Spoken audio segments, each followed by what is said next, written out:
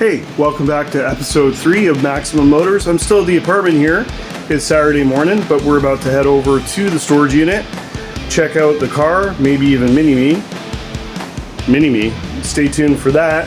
First, got to gather up my stuff in a backpack and then head on out. Hey, I just wanted to say a big shout out to everyone that's watched the first couple episodes, as well as my little commercial thing there. The feedback's been awesome. You guys are amazing.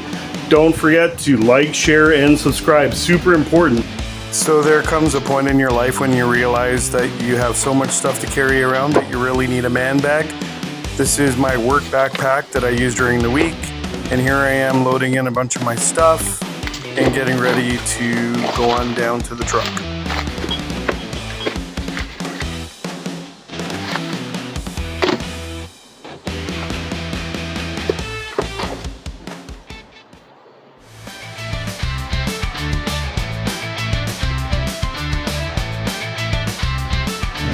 All right, back in the Silverado, just stopped at Canadian Tire. Got to pick up some supplies before we head to the unit.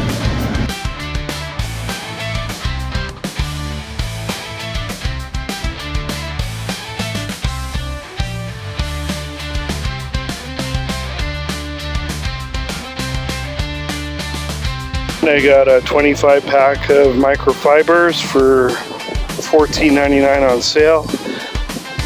One more stop and we can head on over to the unit. All right, back with you guys, just leaving the area of Canadian Tire.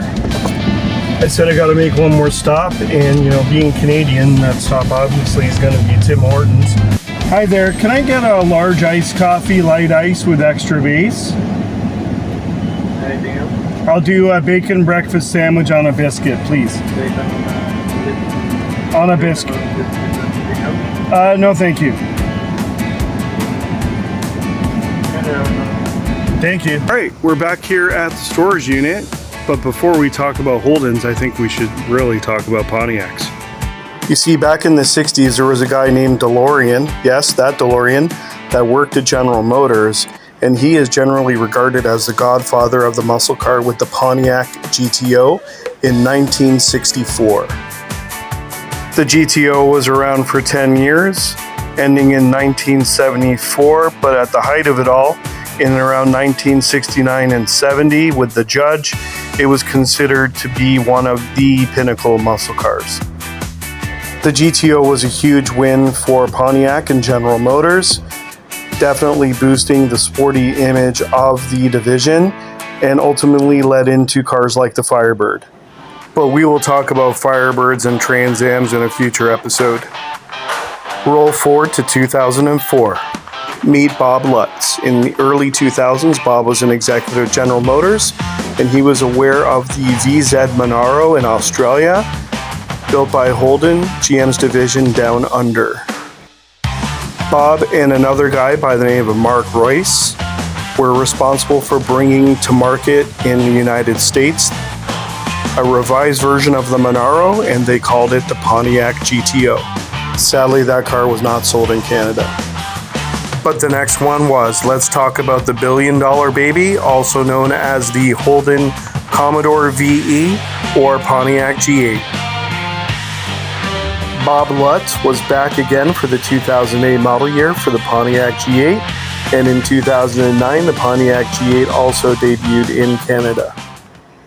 Unfortunately, due to the global economic crisis, the Pontiac brand ceased to exist as of 2010. There were no 2010 Pontiac G8s. Even though Pontiac was gone from North America, back in Australia, the Aussies were still building VE Commodores as well as Holden special vehicles.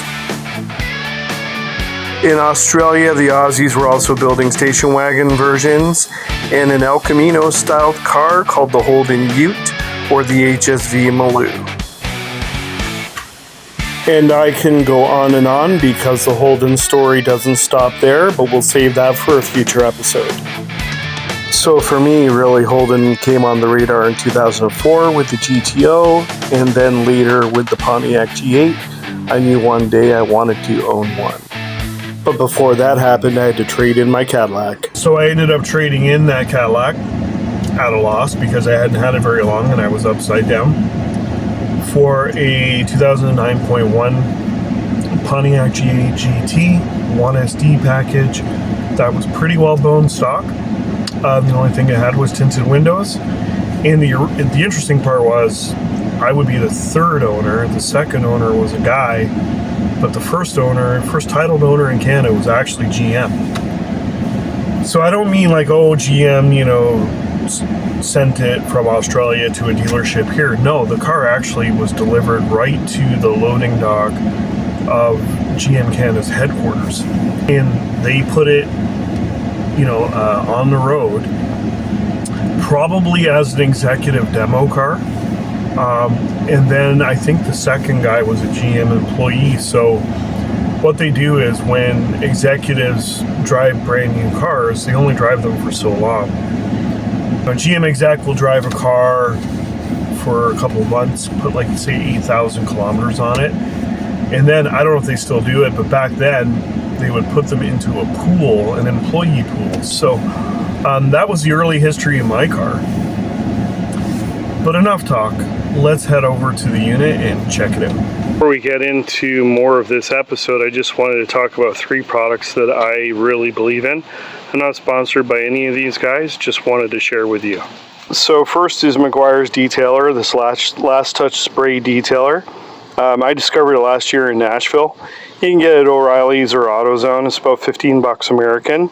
It's a huge bottle. It's 1 quart, which is almost a liter in Canadian. This is great stuff. Doesn't leave any residue on your paint. Of course, you want to apply this to a car that's been either freshly washed, or dusted, and use a fresh microfiber cloth, of course. And always wipe down your car in the shade, never ever in direct sunlight, especially black cars. And up here in Canada, at least off of Amazon, you can get Chemical Guy's Speed Wipe. I love this stuff too. Smells great. It's got like a cherry scent to it. Another one that doesn't really leave any residue. Super wipe on, wipe off application. Great quick detailer if you're hitting a car show. And you can get 2, I think, for like $24 off of Amazon Canada, or you can get 1 for $15. The other thing that I love is this Back to Black trim and plastic restorer. It's great for like sun faded grills on your front bumper, like plastic grills. Also really good at freshening up your engine bay and making it look new again. So really good stuff. And I don't know about in the States, but in Canada you can pick this up at Canadian Tire. All right, let's get the car out of the shed.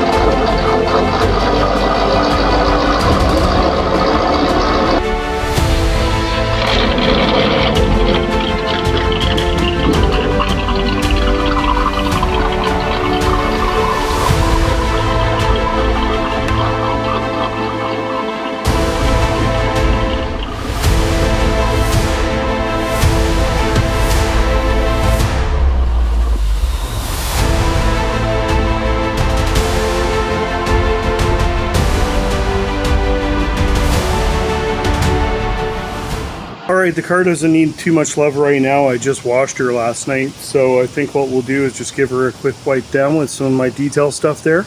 Probably the Meguiar's.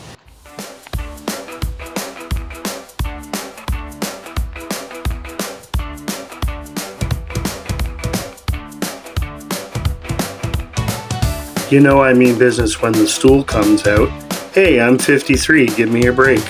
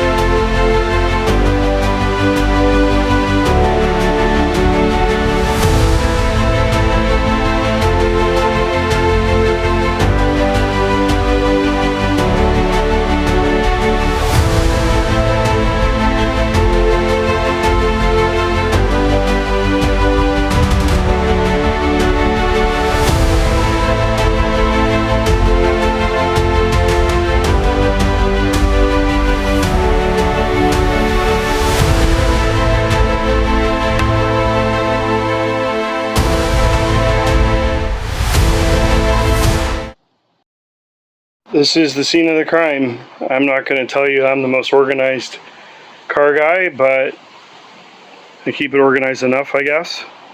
This is where it lives. Okay, sunglasses are back on. It is hotter than heck. Yeah, heck outside.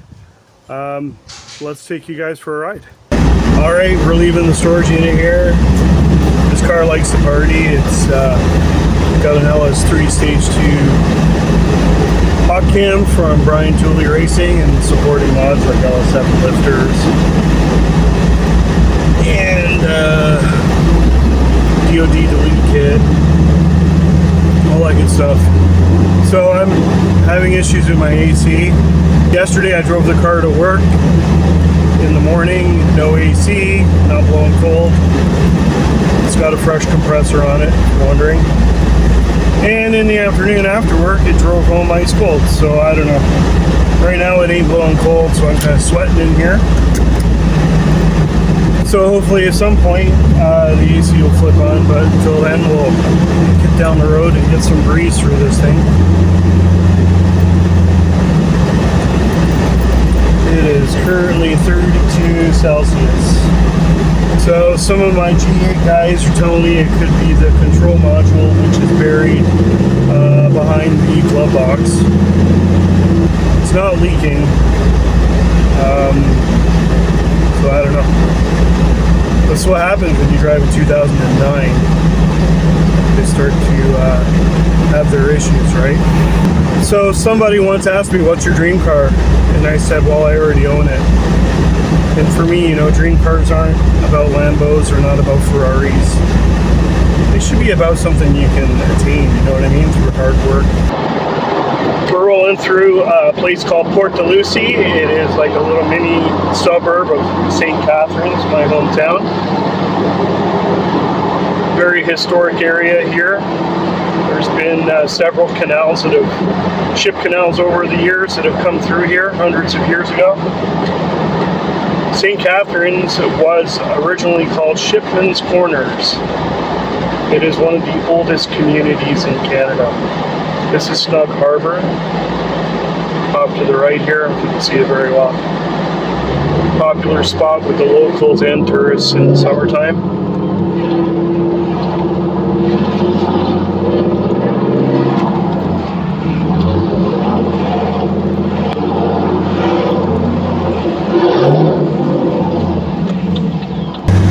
So for me, like, one of the best things about this car is, now that the air conditioning is back on magically, you know, rolling around in comfort. It's really a grand touring car. So like, we've been to Nashville in it 3 times, we've been to Illinois in it once, we've been to Indy in it a couple of times. It's been to Georgia back in 2017. So it's like a really good, you know, road trip car. Now, it's got 180,000 kilometers on it. I think I bought it with 70 back in 2014. And I used to be like, oh, you know, I don't want to put the kilometers on it. But what I've learned is, you know, if cars could talk, if cars were alive, they would tell you they're meant to be driven. Like, they love to be driven, right? So getting this thing out into the country is really the best for it. I'm not saying you should disobey the law or anything like that, but just, you know, open it up a little bit and clear out the cobwebs in a safe manner. You know, that's what I do.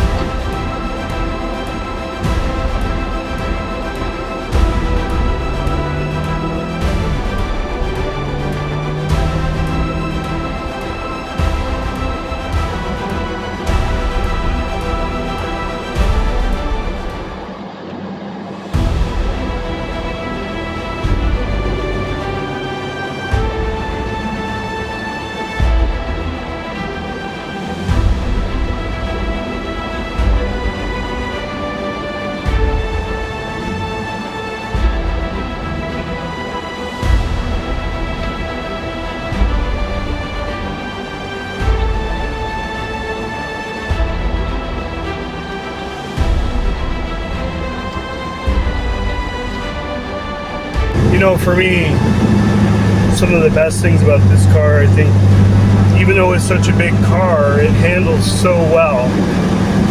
And the car has such personality. I mean, just the tones of the motor. The 3 different modes are drive, sport, and then like a semi-manual gearbox. I don't know if it's the engine mapping or what, but you can put her around and drive and be fairly unassuming. Or you could have it in sport mode, and that really livens up the shift points of the transmission. Or you can drive it as a manual and shift the gears manually. I call that showboating. Or if I want to really be in control of what gear I'm driving, say in the twisties, or a place like Tail of the Dragon, then I can do that. I decided to stop for a slice of pizza and a cold drink. Alright, I just stopped for a slice of pizza at my favorite pizza joint. I'm gonna head over to Maryville Speedway, grab myself an ice cream, and probably wrap up this video. Known as a Speedway Swirl, it's Score with chocolate ice cream, and it is my all-time favorite. I'm out here at the local university. I've had my ice cream. You might be wondering, Gary, like, what the hell, there's no rollers? What's going on? Well, the chase car is at work, so Amanda's at work today. So you got me, and yeah, no rollers, but I got the next best thing. Actually, that's not true. If you stick around to the end of the video, I got a roller for you.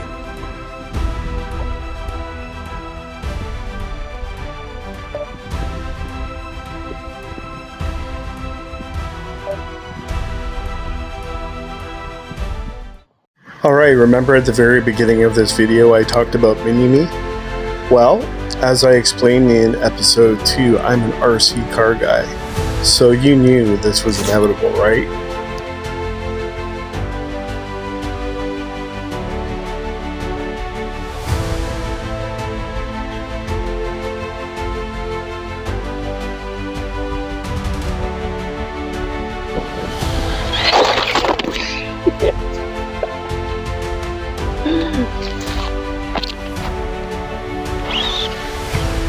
That's a wrap for another episode of Maximum Motors. Thank you so much for all the support and well wishes and all the kind thoughts that everyone has given me in my journey doing this YouTube thing.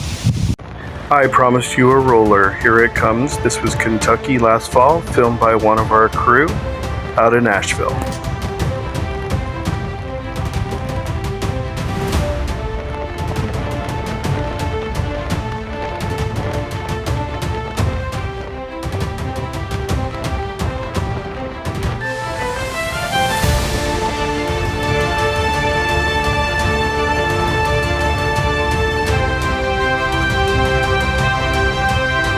You've been watching Maximum Motors.